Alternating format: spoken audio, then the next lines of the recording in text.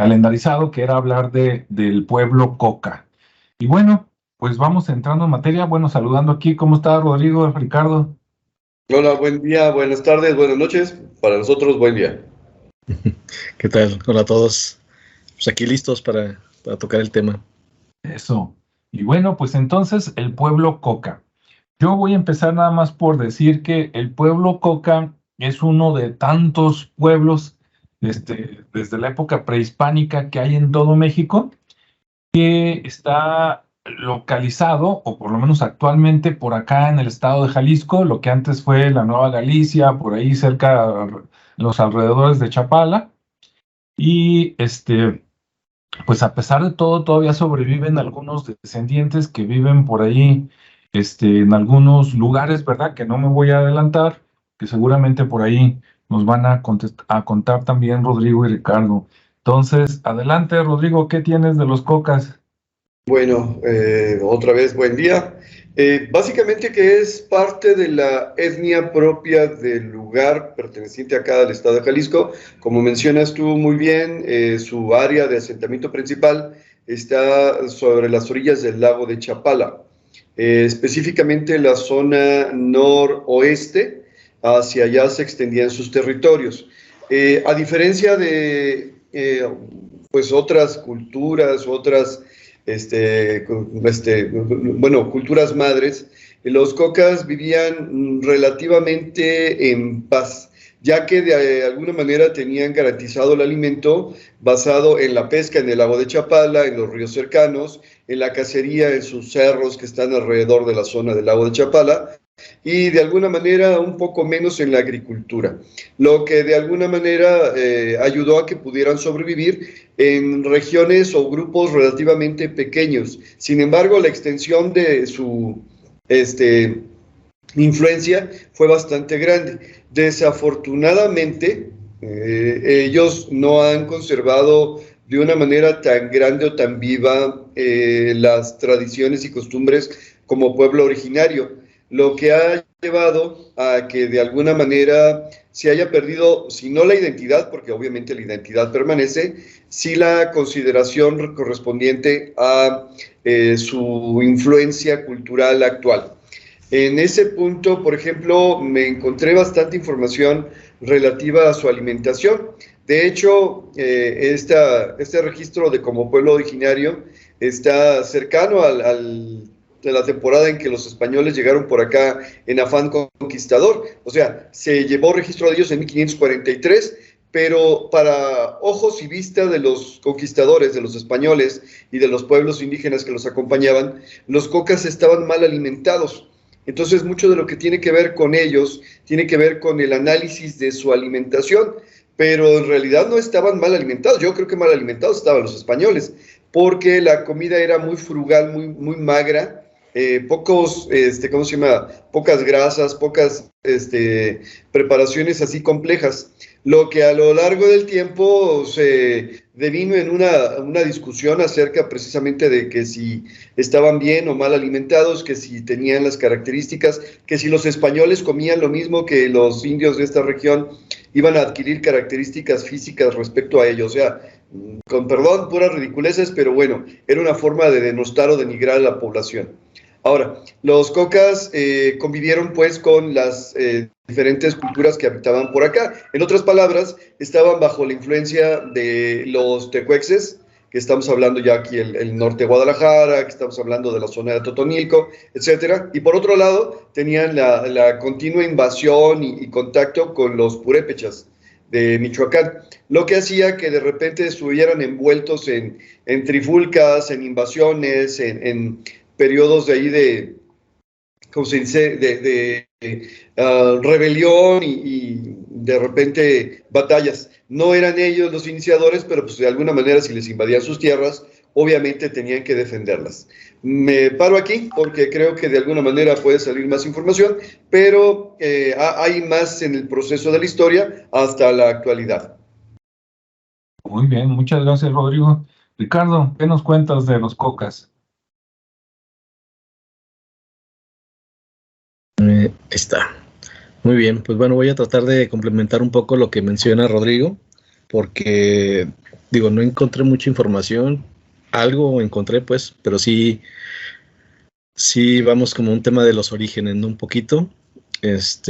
Y bueno, como mencionaba Rodrigo, pues bueno, los cocas estaban alrededor del lago de Chapala, y en ese entonces, pues también los llamaban chichimecas, ¿no? Ahí también se menciona que los cocas también en algún tiempo fueron llamados chichimecas, y esto fue obviamente antes de los españoles, cuando existían 3 reinos, el de Chapayán, Coinán y el reino de Cocula, que en teoría de ahí se deriva el nombre, aunque después se menciona otro origen.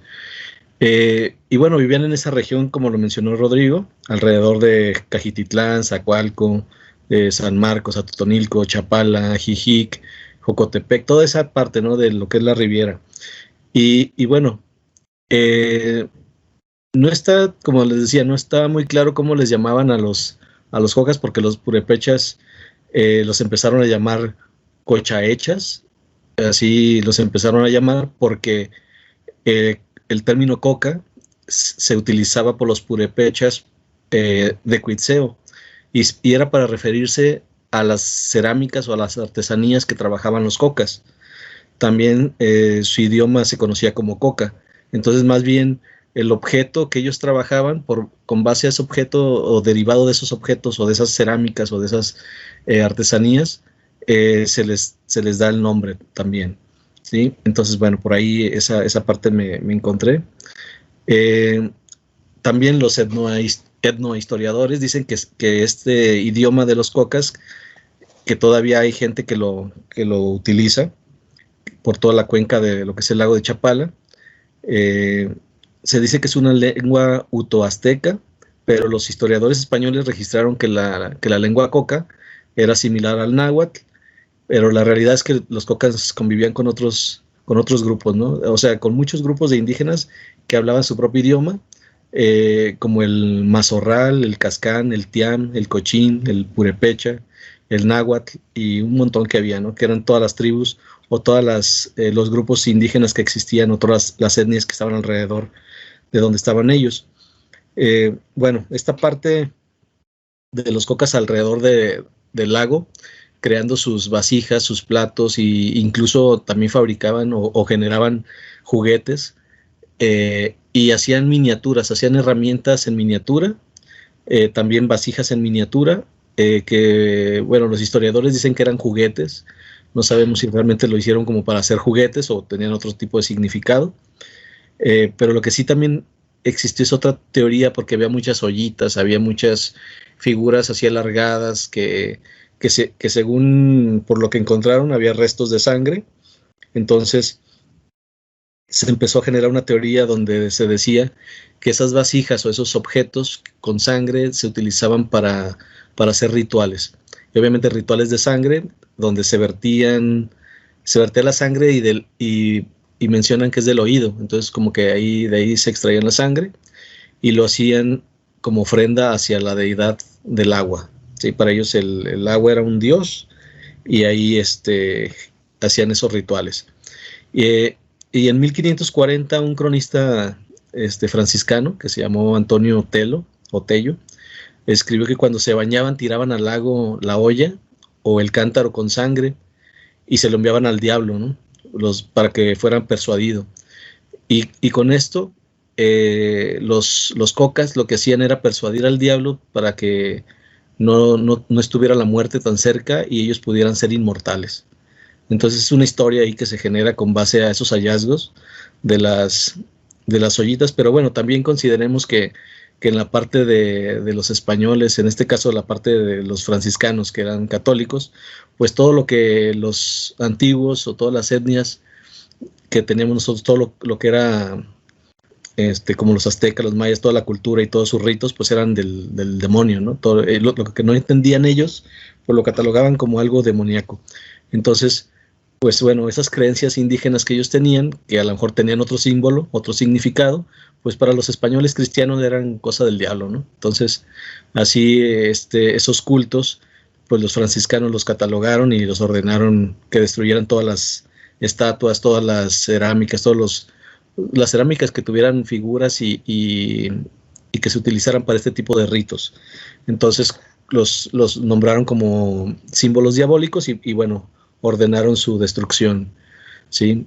Y bueno, ahí también se menciona en un libro que se llama La Crónica Miscelánea de la Santa Provincia de Jalisco, así tal cual, escrito por este franciscano Antonio Telo, que bueno, también tiene información muy valiosa, ¿no? Porque también pues habla de los usos y costumbres de la región y bueno, también logra rescatar la parte oral de las tradiciones que se generaron en los cocas, sobre todo, bueno, pues aquí en Jalisco, ¿no? Que es donde se originan. ¿Y qué más? Y bueno, también se menciona que en esas historias que él recopiló, está la de Chapala, donde anteriormente se llamaba Chapalac, y que fue en tributo a un jefe de la tribu llamado Chapa, quien fundó la ciudad.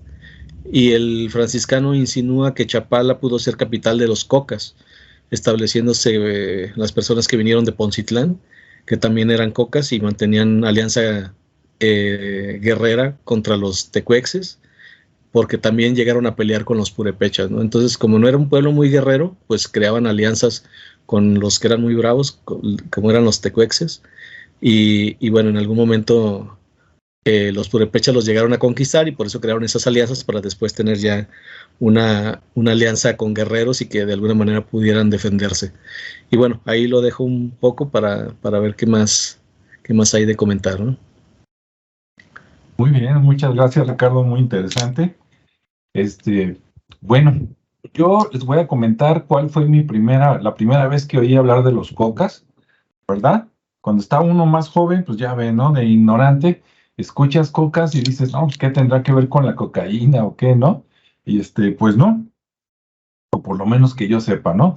La primera vez que escuché de los cocas fue en otros videos, hemos comentado que por allá en San Agustín, por ahí cerca de Santa Anita, en Tlajomulco, está una colonia que se llama el Cortijo de San Agustín, conocido por la gente más antigua como La Loma, ¿verdad? Porque está en un terreno elevado con respecto al pueblo, y que ahí hay una pirámide, que la gente puede pedir permiso, ¿no? Para entrar y tomar fotos en la pirámide. Que esa pirámide, también ya lo comentamos en otras veces, es la pirámide real, está debajo de esa, porque para construir, le echaron cemento encima, diseñaron una pirámide que no es real, que no es el diseño original, y debajo quedó, digamos, guardada, sepultada la original, ¿no? Pero bueno, por ahí en un aviso, en una lámina que hay ahí, decía que era hecha por los indígenas cocas. Entonces fue la primera vez que yo escuché, pues, de los cocas, ¿no? Y dije, bueno, y ahí quedó en mi mente. Después, por cuestiones de trabajo, una vez tuve que ir a Cocula, a dar por allá un curso, y en Cocula, aparte de que dicen que de allá es el mariachi, ¿verdad? Y hay un museo del mariachi que invitamos a que vayan y lo conozcan, después vamos nosotros. Resulta que de Cocula, como dicen, también era un lugar donde habitaban los cocas. Dicen que por eso Cocula, cocas, que más o menos por ahí van. Esa vez que fui, pregunté por el historiador del pueblo, no recuerdo su nombre, y es un maestro que vive a media cuadra de la plaza. Este maestro también es artesano y hace esculturas, por si alguien gusta ir y preguntar, oye, ¿dónde está el maestro aquí, escultor? Seguramente les van a dar santo y seña, y a media cuadra de la plaza, en una de las esquinas, ahí está su casa, ¿no? Para que le compren una escultura. Aparte es bueno para esculturas. Y platicando con él, me decía que de hecho, cerca de ahí, aproximadamente como a unos 10 kilómetros más hacia adentro, yendo de Guadalajara hacia Cocula, un poquito más para allá todavía, que como a 8 o 10 kilómetros hay un rancho, ¿verdad? Propiedad de una persona, que en ese rancho estaba el pueblo de Coculán originalmente. y ahí habitaban los cocas, y que todavía en el siglo XIX, por allá 1800 y tantos, todavía había gente habitando, ¿no? De las etnias, hablando su idioma y todo. Pero después ya dejaron ese lugar y se fueron a donde hoy es Cocula, porque los sacerdotes, no recuerdo si eran los franciscanos, los jesuitas o alguien, desde que llegaron por allá, ¿verdad? En 1600 y tantos, pues querían traerse a los indígenas a donde ellos habían fundado el pueblo, que dejaran allá sus costumbres y todo y que se vinieran para acá. Y bueno, pues como fueron construyendo cosas, ¿verdad? Y tenían pues el visto bueno del gobierno español, pues acá había comida, había agua, de tal manera que los indios cocas, pues por necesidad o por conveniencia, pues fueron dejando su lugar de origen, Coculán, y se vinieron para acá. Incluso por ahí me mencionó que es posible que en ese lugar, en ese rancho, todavía si va uno por ahí, en caso de que se pudiera, ¿verdad? Que seguramente no se puede, que si uno escarba por ahí, a lo mejor se encuentran edificaciones antiguas de lo que fue Coculán. Entonces, ese fue otro de los lugares donde habitaban originalmente Cocula, Coculán, Chapala, como dijo Ricardo. ¿Y qué otro mencionaste, Ricardo? ¿Otro o me imaginé? Pues son varias. Te decía Cocula, sobre todo en Chapala, Poncitlán, en Mezcala, Chapala. que también es uno de los orígenes de los cocas. Ah, sí. Ujú. Sí, en internet, si uno busca Pueblo Coca, le sale, dice, contesta el navegador que antes había 3 tlatonazgos, ¿no? O tlatoanazgos o tlatoani, ¿no? Y mencionan Chapalán, que es Chapala, no estoy seguro si dicen que Cocolimán, Coculán, como yo les decía, y mencionan un Coinán, así como Conan, pero con I en medio, Coinán, que ese sí no supe dónde ubicarlo, pues seguramente va a estar ahí, pues entre Cocula y Chapala en algún lado. Ese sí no supe dónde está y listo, ¿no? Bueno, entonces esa visita a Cocula fue mi segunda vez que escuché hablar de los cocas. Después volví a San Agustín y por ahí hay un maestro que investigador de culturas antiguas que se llama Samuel Moya, que tiene varios libros editados de la historia antigua de San Agustín y los alrededores. Y tuve oportunidad de conocerlo, ¿verdad? Comprar algunos libros de él y leerlos un poquito. No me he aprendido todo, pero también cuenta la historia entre lo que leí en sus libros y lo que leí en otros libros de otro autor, de Tala. Al parecer, los cocas, como decía Ricardo, eran relativamente pacíficos o por lo menos no tan bélicos, no tan militares como otros, ¿no? Como dice Rodrigo, pues es que acá había todo, ¿no? Ahí está el lago, había animales, había comida, entonces ¿para qué tanto pleito? De hecho, el pleito era normalmente en defenderse, ¿no? Que venían los purépechas o tarascos a hacer guerra y a veces dominaban, a veces ganaban, a veces perdían y luego tenían que repelerlos. Y entonces los cocas normalmente se juntaban con los tecuexes, que por ahí un amigo suscriptor, que es de los Altos de Jalisco, creo que de Jalostotitlán, me dijo que los de los Altos dicen tecuejes. Como México, que es X y lleva J, pues que en los Altos de Jalisco son los tecuejes, no son los tecuexes. Ah, bueno, entonces, entendido y anotado.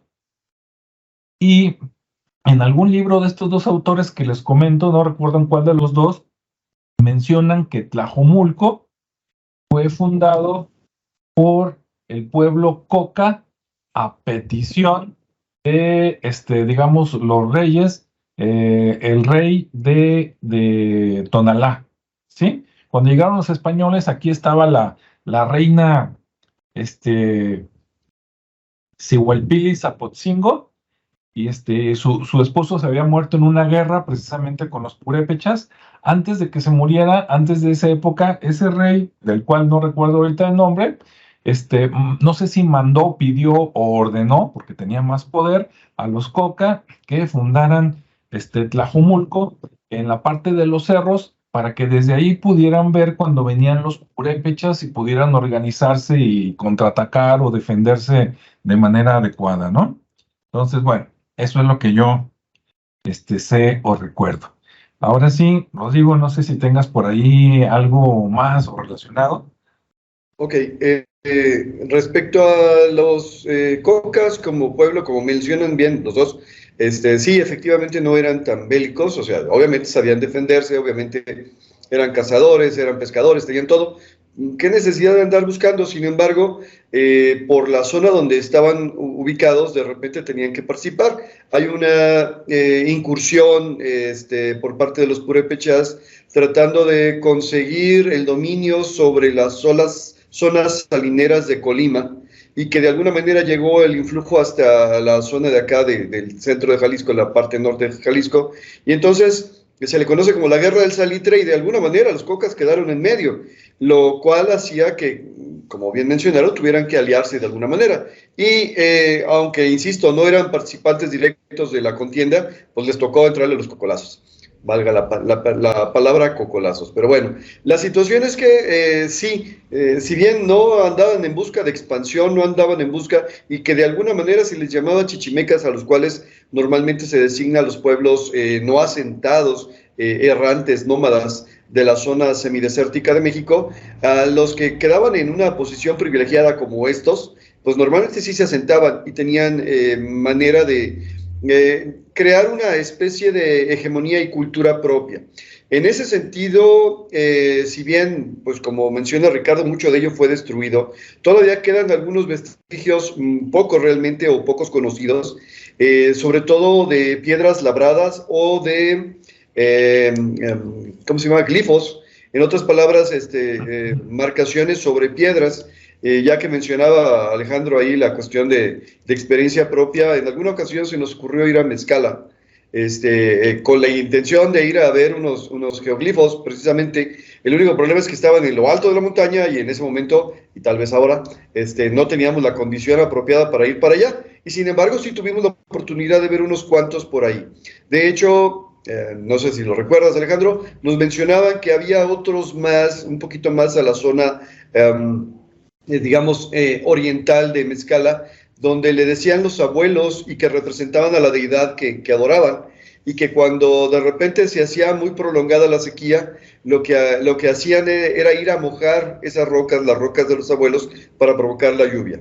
Bueno, esta característica de estar en la zona del lago de Chapala también de alguna manera los volvía estrategas, en el sentido de que sabían que si tenían que defenderse, podían hacerlo precisamente en las pequeñas islas, de las cuales se mencionan dos específicamente, sobre las cuales se podían aposentar y mantenerse durante periodos relativamente prolongados de tiempo, como una manera de resistencia. De hecho, se dice que los españoles batallaron en conquistarlos y que de alguna manera no lo lograron por completo, precisamente porque los que quedaban como guerreros, los que se defendieron contra la invasión española, que acompañado de un montón de pueblos indígenas ya, se fueron a las islas y que desde ahí trataban de diezmarlos y que los querían invadir con sus lanchas, porque tenían que construir lanchas y botes y canoas para poderlo hacer, y que no pudieron lograrlo. En otras palabras, los cocas no fueron, digámoslo, al 100% conquistados.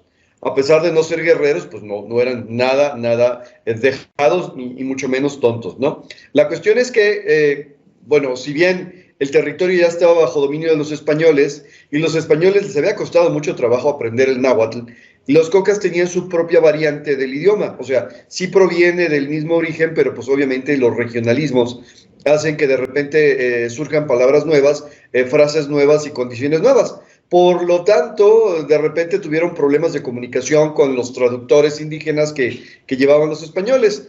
Lo que hicieron los españoles, muy al estilo de conquistadores, fue decir: perfecto, me parece muy bien lo que hablas, pero aquí o se habla español, o se habla náhuatl. Hazle como quieras, y el náhuatl que se hablaba en la meseta central. Así que de alguna manera fueron perdiendo un poco a poco esa capacidad de comunicarse en su propio idioma, digamos su propia variante, y que aunque todavía se menciona que sigue habiendo gente en viva que todavía habla algo de ello, pues realmente ya se ha puesto muy poco.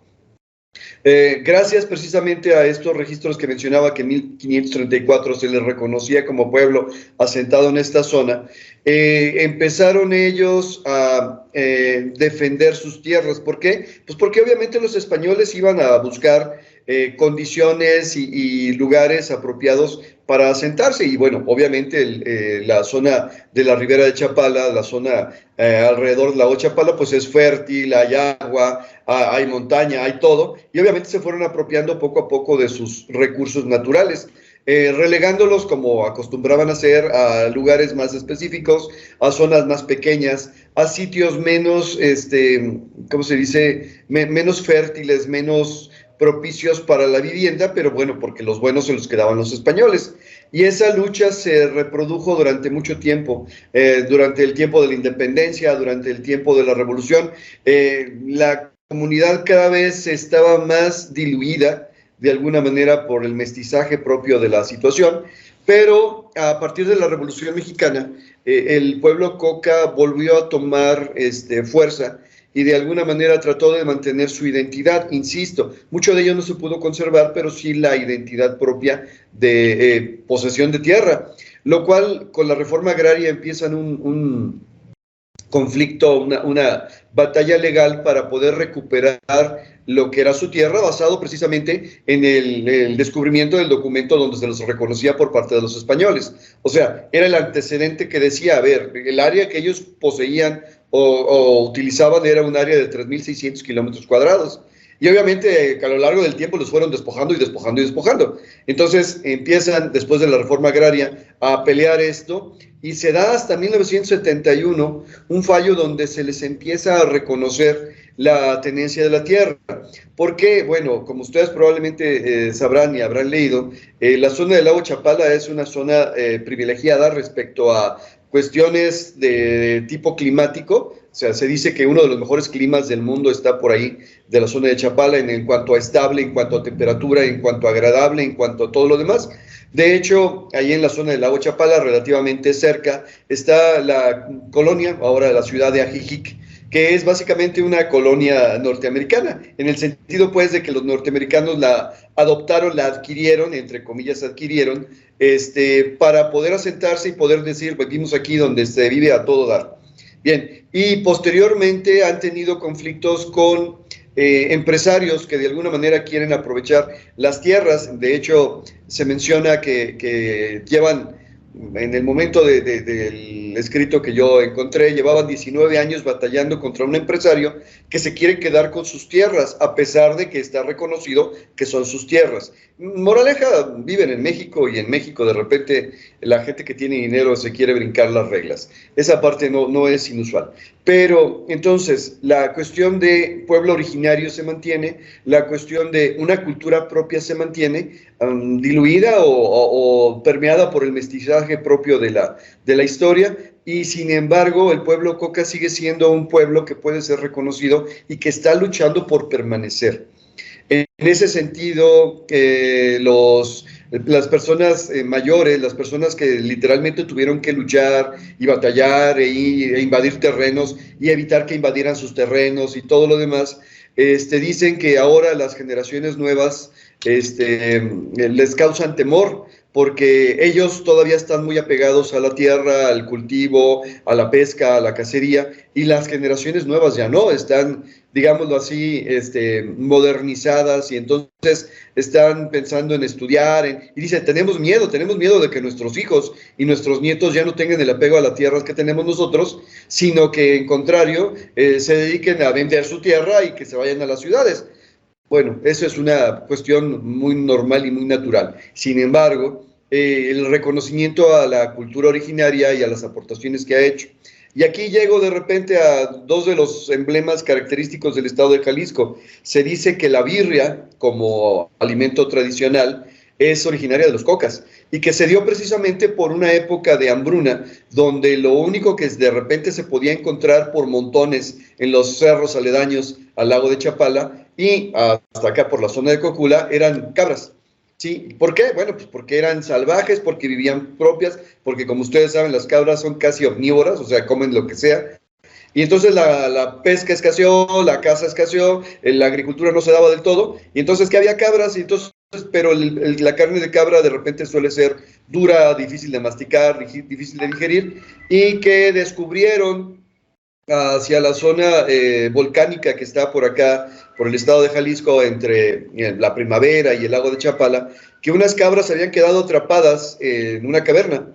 Y obviamente con los vapores continuos de las exhalaciones de la zona geotérmica, pues las cabras se habían muerto y se habían cocido, y descubrieron que la carne así era bastante blanda, y dijeron, bueno, pues la podemos sazonar. La carne de chivo es bastante saboriosa, tiene un sabor bastante fuerte. Entonces, aprovechando la influencia española y aprovechando la influencia mestiza, pues probaron con diferentes ¿cómo se llama? Especias para darle un mejor sabor, y así surge precisamente por allá, por la zona de Cocula, ¿cómo se llama? El platillo que es propio de acá, de esta zona, ¿no? De la birria. Aunque me han dicho que han probado la birria en otras partes del país, bueno, es normal, ya ahorita es relativamente normal, pero de alguna manera es una aportación coca. La otra aportación es que los mismos franciscanos registraron que el pueblo coca era bastante rítmico, que tenían mucha facilidad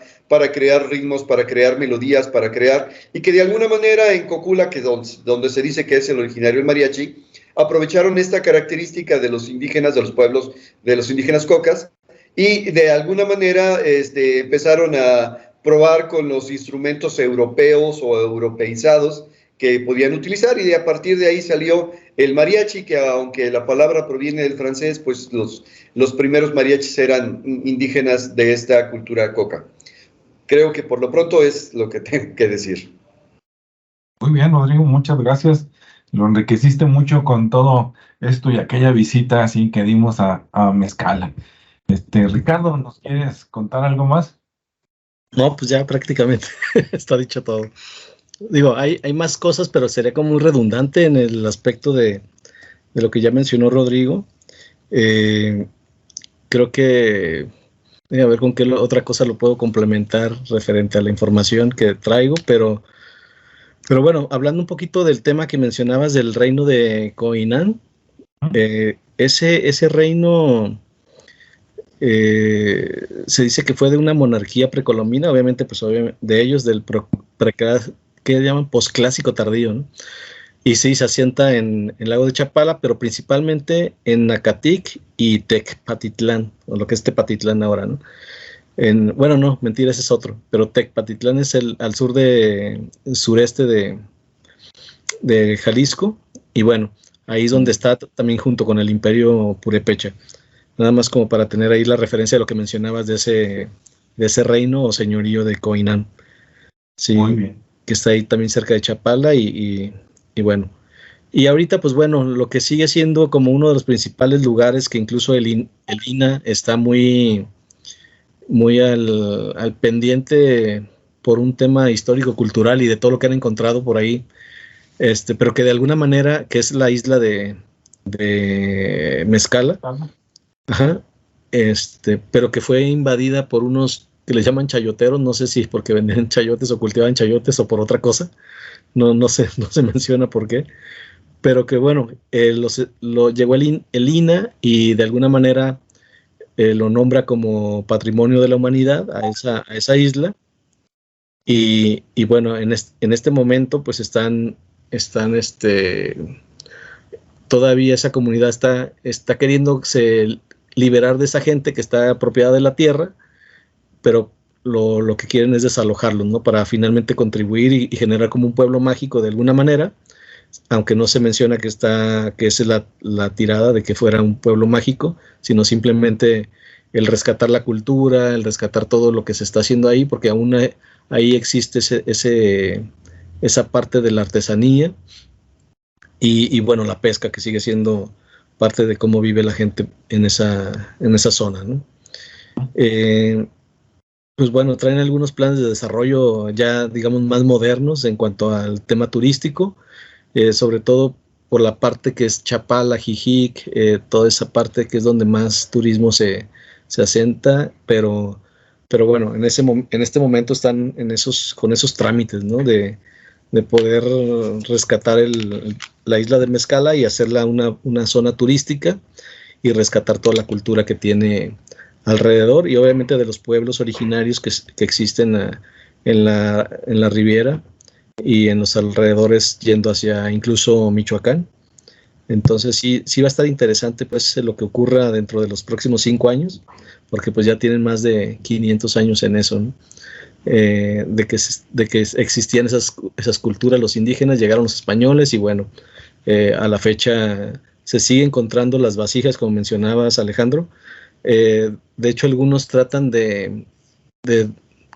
como de desvirtuar o decir, no, esas no son de los cocas, pero la realidad es que sí, todo alrededor está plagado de evidencias de cerámica rota, de figuras de niños, de juguetes, sobre todo figuras que pueden contener algo, que es lo que decían ellos, los franciscanos, que era la parte donde hacían sus ritos de sangre, pero a lo mejor simplemente como eran algunas vasijas, a lo mejor era para aportar agua o incluso para beber, porque hay algunas que tienen hasta esa parte como de boquilla, entonces pudiera ser que también ellos pues todo lo malinterpretaban, entonces puede ser que simplemente le hayan creado esa parte simbólica, ¿no?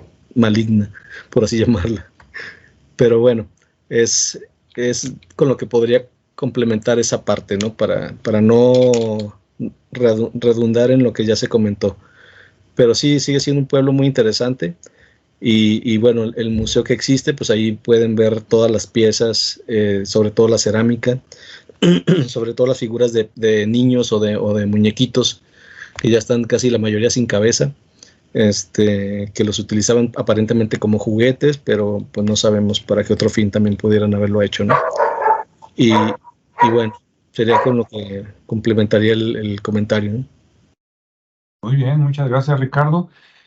Pues ahora sí, nada más cerrando y rescatando lo que dijeron Rodrigo y Ricardo, pues vemos que el pueblo Coca, aunque tal vez nunca lo hayas escuchado, pues sí es importante, ¿no? En la herencia, mira, nos dejó la birria, el mariachi y no sabemos cuántas cosas más por ahí buscándonos, ¿no?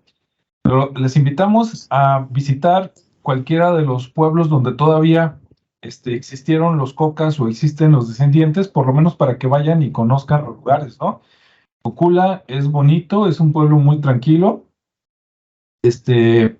Chapala, no se digan. Si van a Chapala y visitan Mezcala, mucha atención, porque está el pueblo de Mezcala en la ribera y está la isla de Mezcala enfrente, en medio del lago. Entonces, no les vaya a pasar que van y nada más conocen a uno, ¿no? Entonces, si van, si tienen tiempo y dinero, vayan primero a la plaza.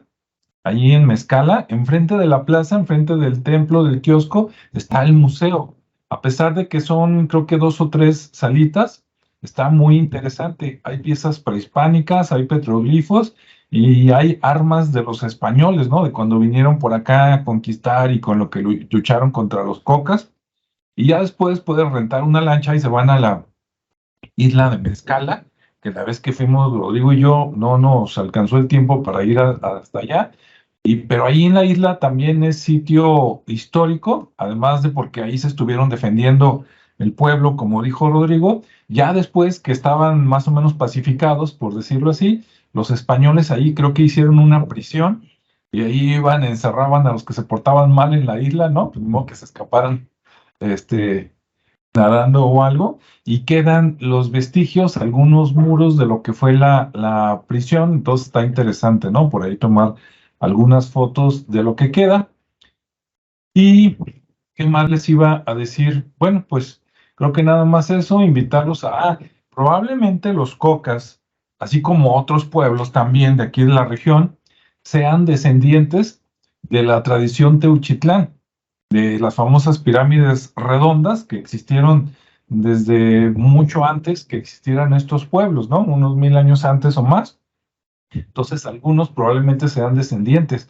Una vez leí que cuando vino Nuño Beltrán de Guzmán, antes de llegar directo a Tonalá, llegó al área donde está Tala Jalisco, Tlalán, en los viejos tiempos, y seguramente pues por ahí también había cocas, y comentan que cuando llegaron encontraron varios pueblos indígenas abandonados y quemados, ¿sí? Con restos de hollín y todo negro de batallas anteriores que se habían dado en años anteriores entre los purépechas y por acá los cocas, los tehuejes, los demás, ¿no? Entonces a ellos les tocó ver lo que quedó de batallas prehispánicas, ¿no? Que eran así tipo como en las películas de los vikingos, ¿no? Que llegaban y el que ganaba, órale, a quemar todo, ¿no? Listo. No sé, ahora sí para despedirnos, ¿algún mensaje, Rodrigo? No, nada más, lo mismo de siempre, que hay que salir, hay que conocer. Yo creo que tengo por ahí pendiente una visita a la isla de Mezcala, a ver cuándo vamos. Será muy interesante, por supuesto, y aunque tengo fotografías todavía por ahí del Museo de Mezcala, no he hecho video al respecto, así que bueno, sería una buena oportunidad de ir a visitar. Sí, definitivamente. Ricardo, Sí, pues igual, yo creo que el estar ahí de primera mano, obtener la información es lo más agradable, ¿no? Conocer a la gente, conocer a los historiadores de ahí, y si está el museo, pues ir al museo, bastante interesante. Mejor que buscar a veces en internet. eso sí, dicen, La experiencia, el salir y pues conocer las historias, ¿no? Y más un pueblo que su cultura o sus historias fueron así, de boca en boca, entonces creo que por ahí se puede rescatar muy buenas historias todavía. así es. Pues bien, bueno, pues ya dijeron todo, ¿verdad? Los invitamos a que vayan, caminen, vean y respeten, eso sí, los lugares, y pues esperemos que les haya gustado este tema. Si tienen por ahí algunos pendientes, déjenlos en los comentarios, nosotros los estamos leyendo y con gusto, pues tomamos los temas, ¿no? Entonces, gracias a todos, que tengan buen fin de semana largo por acá en México. Rodrigo quiere decir algo. Adelante, Rodrigo. Sí, quiero mandar un saludo. Tuve la suerte de que me encontrara una persona por acá cenando en la calle, cerca de Ah, donde sí. está su casa, y dice que me reconoció por la voz. Bueno, yo quiero agradecer que me haya reconocido. Quiero mandar un saludo. Soy muy malito con los nombres para recordarlos, pero si no me acuerdo mal, era Ramón del Águila. No estoy seguro, pero que me disculpe, no soy bueno con los nombres, pero igual saludos y muchas gracias. Esperemos que este programa le haya gustado, porque fue uno de los temas que mencionó que podría ser interesante. Sí, sí, muchas gracias. Saludos a todos los que nos ven y escuchan. Y también visiten el canal de Rodrigo, el canal de Si Visitas, en YouTube, que tiene consejos para las personas que se van de fin de semana o por más días a algún lugar de Jalisco y de toda la República Mexicana. Y también a Ricardo Esparza por ahí en su segmento en Creativos Radio, en Spotify y en YouTube, también en los consejos que nos da relacionados a negocios, liderazgo y emprendimiento. Si no lo han visto, quedan invitados a verlo, ¿verdad? Muy bien, gracias. Pues hasta luego, cuídense y sean felices.